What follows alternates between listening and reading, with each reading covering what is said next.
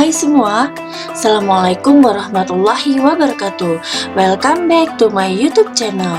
Pada video ini, saya akan membahas soal-soal persiapan tes PPPK atau P3K atau ASN ya, tentunya yang sesuai dengan kisi-kisi seri guru belajar Kemdikbud.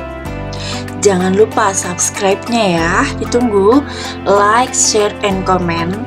Bunyikan lonceng apabila Anda akan mendapatkan notifikasi dari video-video terbaru saya. Dengan subscribe, share, like, and comment, berarti Anda telah mendukung channel pendidikan di Indonesia pada era digital ini. Semoga video ini bisa membantu Anda mendapatkan manfaatnya, saya mendapatkan pahala. Terima kasih. Baik, saya akan menjelaskan teori belajar ya dengan tokoh-tokohnya untuk video ini. Yang pertama, sebuah eksperimen dilakukan oleh seseorang peneliti dengan memberikan daging kepada anjing secara periodik yang didahului dengan membunyikan bel. Setiap kali daging diberikan, bel dibunyikan, sehingga setiap bel dibunyikan, anjing mengeluarkan air liurnya. Bahkan ketika bel dibunyikan tanpa daging, anjing tetap mengeluarkan air liur. Nama teori dan pencetus eksperimen di atas adalah, ya kita lihat semua, Advanced Organizer dengan Ausubel, Operant Conditioning dan Gauge, Scaffolding, Skinner, Multiple Intelligence, Geithner, Classical Conditioning, Pavlov. Ya, coba kita perhatikan di sini. Nah, ini adalah teorinya ya. Di sini ada kata kuncinya yaitu di sini daging, bel, dan anjing. Ini kata kuncinya ya. Nah, yang kalian lihat yang pertama Anda lihat perhatikan, satu anjing dikasih stimulan yaitu makanan, tapi tanpa suara ya. Di sini maka air liur anjing akan keluar nih, air liurnya. Ya, yang kedua stimulannya itu bel, hanya lonceng tapi tanpa makanan, ini tidak keluar air liurnya. Nah, yang ketiga ini adalah lonceng dibunyikan bersamaan dengan memberikan makanan. Berarti air liur dari anjing itu keluar. Jadi stimulannya ada dua ya. Nah, setelah yang keempat ini, karena anjing sudah terbiasa belnya dibunyikan, dia seolah-olah makanan akan bersamaan diberikan, maka air liurnya juga akan keluar. Ya, nah di sini adalah stimulan ya, diberikan stimulan dan responnya itu adalah air liur yang keluar ya, air liur yang keluar. Nah, kondisi seperti ini adalah teori dari Pavlov ya, yang dinamakan classical conditioning.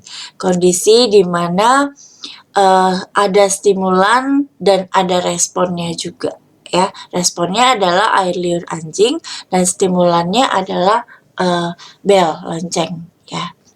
Begitu. Jadi jawabannya adalah E, classical conditioning oleh Pavlov. Kita lanjutkan soal nomor 2. Teori belajar koneksionisme atau koneksionisme yang menyatakan bahwa bentuk paling dasar dari belajar adalah trial and error learning, dikemukakan oleh A. Watson, B. Mandura, D. Trondike, D. Gajen, dan E. Pise. Ya, kita perhatikan, coba lihat di sini. Nah, di sini ini kata kunci dari soal ini adalah koneksionisme dan trial and error. Nah, dua kata kunci ini maka tokohnya itu adalah Trondike ya. Jadi Trondike itu menemukan teori belajar koneksionisme dan trial and error dengan melakukan percobaan terhadap kucing. Kucing lalu diletakkan di sebuah box ya, yang dengan alat Ya, dengan sebuah alat, apabila kucing itu berhasil memencet alat, maka kucing itu berhasil keluar. Nah, untuk gambar yang pertama ini, kucing berusaha untuk meraih makanan yang ada di depan kandangnya, lalu dia berusaha untuk keluar. Bagaimana caranya? Yang pertama itu gagal, yang kedua dia berusaha terus, dan yang terakhir akhirnya berhasil. Nah, ini juga dialami oleh siswa kita di kelas ya. Jadi apabila diberikan suatu materi atau pelajaran di kelas, ada beberapa siswa yang belum paham atau masih gagal, maka harus mencoba untuk latihan membaca dan terus berlatih. Nah, ini Trondijk menemukan teori koneksionisme dengan bentuk paling dasar dari belajar, yaitu trial and error. Jadi jawabannya adalah C, Trondijk. Soal nomor 3, Skinner merupakan salah satu tokoh teori belajar behavioristik yang menyatakan bahwa banyak respon tidak hanya dipancing oleh stimuli, namun dapat dikondisikan pada stimuli lain. Teori ini dinamakan dengan A.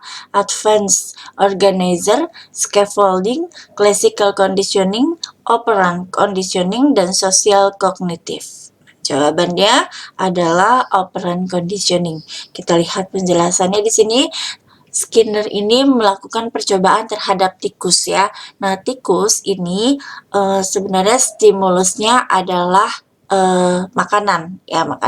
Tapi si tikus ini tidak sengaja memencet tombol sehingga makanannya keluar. Seperti itu. Jadi tikus ini diberikan stimulus lain selain makanan, yaitu tombol yang tidak sengaja kepencet, maka makanannya keluar itu. Nah, kondisi seperti ini dinamakan operant conditioning. Siswa adalah individu pasif yang harus diberikan stimulus untuk memunculkan respon perilaku tertentu yang semakin kuat jika diberikan penguatan dan menghilang bila dikenai hukuman. Pernyataan di atas merupakan pengertian dari teori A. Behavioristik, B. Konstruktivisme, C. Cybernetik, dehumanistik, dan kognitivisme. Ya, sekarang kita lihat kata kuncinya adalah stimulus dan respon. Maka nanti akan mengarah ke behavioristik. Nah, kita lihat penjelasannya di sini. Nah, apabila siswa diberikan stimulus stimulus itu rangsangan, maka siswa akan merespon. Nah, apabila sudah direspon, maka nanti akan ada penguatan, yaitu reinforcement. Reinforcement ini berupa hadiah dan sebagainya. Nah, lalu dengan diberikan hadiah, maka siswa itu akan semangat lagi apabila diberikan stimulus dan seterusnya seperti itu. Nah, ini adalah teori dari behavioristik ya. Itu jawabannya adalah A, behavioristik. Soal nomor 5. Teori behaviorisme berpijak bahwa belajar merupakan akibat adanya interaksi antara stimulus dan respon. Tokoh-tokoh pengembang teori behaviorisme adalah, coba kita lihat yang A, Bandura, Ausubel, dan Piaget. Nah, Piaget ini tidak ya, karena Piaget ini adalah teori konstruktivisme. Yang B, Watson, Vygotsky, dan Brunner. Nah, seperti kita ketahui, Vygotsky ini adalah humanistik ya, sosial. Kalau Gardner ini bukan ya, jadi dia itu adalah multiple intelligence, dan Gardner ini muncul di E lagi. Jadi yang paling tepat itu sebenarnya adalah Pavlov, Skinner, dan Watson ya. Seperti coba kita lihat penjelasannya di sini. Nah, Watson ini adalah perintis konsep behavioristik ya. Nah, Pavlov juga classical conditioning yang seperti pada soal sebelumnya. Lalu Trondijk juga kalau Trondijk itu koneksionisme, Lalu Skinner, operant conditioning. Empat tokoh yang di atas ini yang sangat terkenal ya. Jadi Watson, Pavlov, Thorndike, dan Skinner. Jadi jawabannya adalah yang D, Pavlov, Skinner, Watson ya. Soal nomor 6. Menurut Piaget, ciri-ciri perkembangan intelektual siswa yang ditandai dengan kemampuan siswa dalam mengklarifikasi objek pada tingkat dasar secara tunggal dan mencolok adalah tahap yang pertama adalah sensori motorik, yang kedua pra-operasional, yang ketiga operasional konkret, yang keempat yang D operasional praformal, dan yang terakhir E adalah operasional formal. Jadi jawaban yang tepat adalah B, yaitu pra-operasional. Di sini ada kata kuncinya yaitu kemampuan siswa dalam mengklarifikasi objek pada tingkat dasar secara tunggal dan mencolok. Yaitu jawabannya B ya, pra-operasional. Soal nomor 7. Konsep penting dari teori belajar Vygotsky adalah reinforcement dan punishment, B. Scaffolding dan conditioning, C. Scaffolding dan ZPD atau Zone of Proximal Development, D. Zone of Proximal Development dan Advanced Organizer, E. Advanced Organizer dan Scaffolding ya. Kita sangat terkenal dengan tokoh Vygotsky, yaitu tokoh sosial, yaitu dengan scaffolding dan ZPD-nya.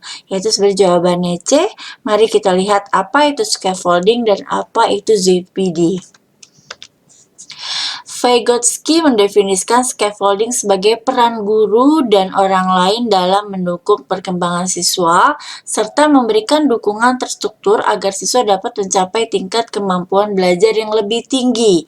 Terdapat berbagai cara dalam scaffolding seperti mencatat tugas besar ke tugas kecil, memberikan motivasi, dan memberikan umpan balik ke siswa.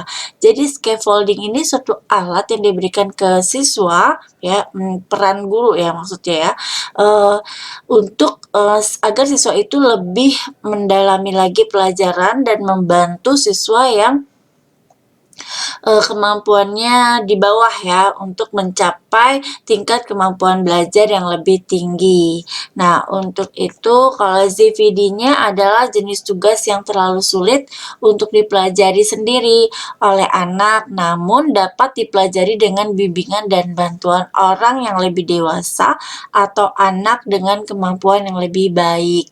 ZPD menggambarkan bahwa kemampuan kognitif anak masih dalam proses perkembangan yang dapat dicapai dengan bantuan orang yang memiliki kemampuan yang lebih dari anak ya. Jadi untuk mencapai ZPD ini anak memerlukan scaffolding ya. Itu adalah teori belajar dari Vygotsky. Jawabannya adalah C. Soal nomor 8. Suatu proses di mana seorang individu yang lebih banyak pengetahuannya membantu individu yang lebih sedikit pengetahuannya untuk menuntaskan suatu masalah melampaui tingkat kemampuannya disebut apa? Nah, ini sudah saya jelaskan di soal nomor 7 ya.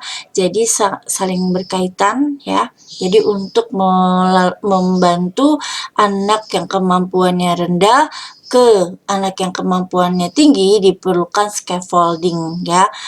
Oke, jadi jawabannya adalah C, scaffolding. Soal nomor 9.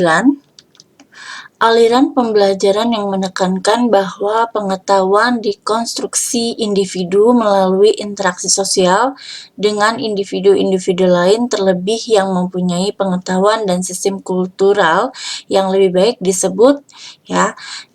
Ini adalah teori dari konstruktivisme, tapi teori cabangnya yaitu konstruktivisme sosial.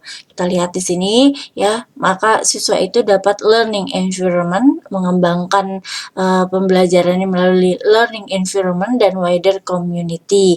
Nah, ini adalah bagian dari konstruktivisme ya, yaitu konstruktivisme sosial. Tapi konstruktivisme dan konstruktivisme sosial itu adalah bagian dari kognitif. Jadi Anda jangan rancu juga ya. Jadi ini adalah bagian dari konstruktivisme sosial. Jadi jawabannya itu adalah B, konstruktivisme sosial. Soal nomor 10, peristiwa atau proses mengaitkan objek baru dengan konsep yang telah ada melalui identifikasi perbedaan adalah A. Asimilasi, B. Interaksi, C. Ekuilibrasi, D. Akomodasi, dan E. Akulturasi ya. Kita lihat pertama, asimilasi itu adalah proses kognitif di mana seorang mengintegrasikan persepsi, konsep, atau pengalaman baru ke dalam skema atau pola yang sudah ada dalam pikirannya. Nah, di sini kan kata kuncinya adalah peristiwa atau proses mengaitkan objek baru dengan konsep yang telah ada melalui identifikasi perbedaan, ya. Dan diakomodasi kita lihat di sini pembentukan skema baru, mengubah skema lama sehingga cocok dengan rangsangan yang baru atau memodifikasi skema yang ada sehingga cocok dengan rangsangan yang ada, ya. Berarti ini sangat cocok dengan soal yaitu akomodasi. Kita lihat lagi, ekuilibrasi adalah keseimbangan antara asimilasi dan akomodasi, sedangkan diskuilibrasi adalah keadaan di mana tidak seimbangnya antara proses asimilasi dan akomodasi. Ekuilibrasi dapat membuat seorang menyatukan pengalaman luar dengan struktur dalamnya. Jadi di sini kata kuncinya adalah mengaitkan objek baru dengan konsep yang telah ada melalui identifikasi perbedaan. Jadi yang paling cocok itu adalah yang D, akomodasi. Pembentukan skema baru, mengubah skema lama sehingga cocok dengan rangsangan yang baru atau memodifikasi skema yang ada sehingga cocok dengan rangsangan yang ada. Jadi jawabannya adalah D, akomodasi. Alhamdulillah, demikianlah pembahasan soal tes P3K atau ASN yang sesuai dengan kisi-kisi seri Guru Belajar Kemdikbud. Jangan lupa subscribe-nya, share, like, and comment, dan jangan lupa bunyikan lonceng ya. Semoga video ini bisa membantu dan bermanfaat untuk Anda semua. Terima kasih. Assalamualaikum warahmatullahi wabarakatuh.